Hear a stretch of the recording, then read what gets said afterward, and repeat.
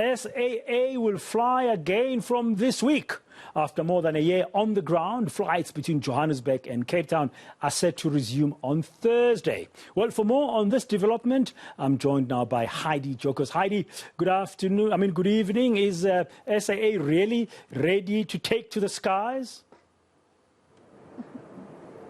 Believe it or not, Bradan, they are certainly ready after 500 and a few days of not flying due to it going into business rescue in December of 2019 and not flying commercially from about the end of February 2020 or around early March.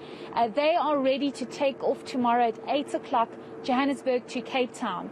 It seems as though SAA has a new business plan, a leaner business plan that will be able to see the airline take off here at OR Tambo International Airport and then go over to Cape Town. And then as of Monday, the 27th, the airline will be able to fly to other African countries such as Accra, Harare, and a number of other countries. So it's very exciting for SAA. It's been a long and hard journey.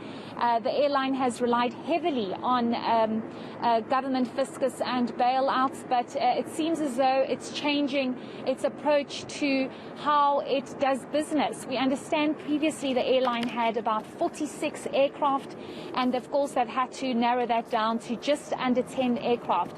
It all depends on how well travel does. We're also in the middle of a pandemic where there are a number of restrictions, so they're not entirely sure what the market will look like, but that is all dependent on how well they do and whether or not they will be able to increase their capacity. But let's perhaps listen to SAA CFO with regards to projections and breaking even.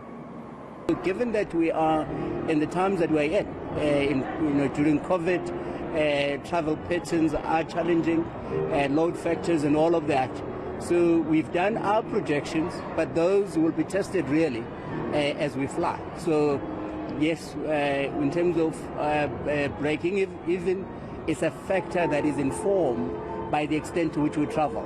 We're coming from being an airline which was about 46 aircraft to an airline that is starting very, very small, starting with about 6 aircraft. So it's a gradual exercise. Heidi, do we have any idea when SAA is likely to increase the routes? So we're not entirely sure if they are planning to increase their routes. We do know that the national carrier was flying over, for example, to the US, to New York. That was one of their very common and popular routes. It's all very dependent on whether or not there is a demand and a need from passengers to travel that route. But I must just show you, Bradan, I'm going to ask my cameraman Joe Matlala to just show we've actually been asked to leave because the last one's here. But you can see these are the 2 aircraft that will be flying tomorrow. As I mentioned earlier, it's about 9 aircraft that they have at the moment. They had to send the rest back due to the fleet's the lease agreement that they had. But these are the 2 that have been showcased that will be flying tomorrow, and the first flight will take off tomorrow at 8 o'clock.